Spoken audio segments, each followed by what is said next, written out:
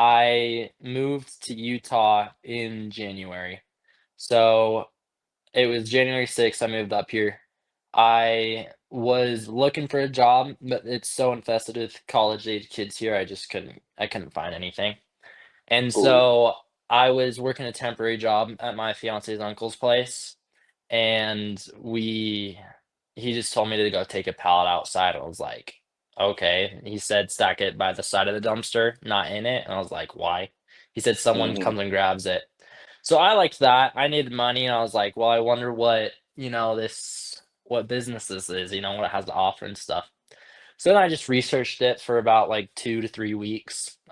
Mhm. I found, a bunch of different programs and found another guy on Instagram who's, all doing the palette stuff, seeing what I can grasp from him, stuff like that.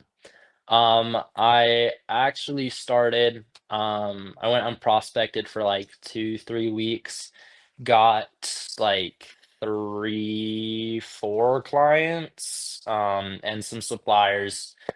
And so I started that up. My first client was February 19th. And since then I went from the end of February, I made 1,300 in sales, to March it was just under 4 grand in sales. And then as in April right now, I'm at 7,200 in sales. And So so you in are keep on going. Go ahead. Yeah, no, just in I mean, obviously, like, there's been some startup costs and stuff getting things going. Like, I'm, very much established professional business here. But yeah, profit wise, like at 7,200 a month, I'm making it's like just under 5K a month in just over 2 months of actually operational generative income.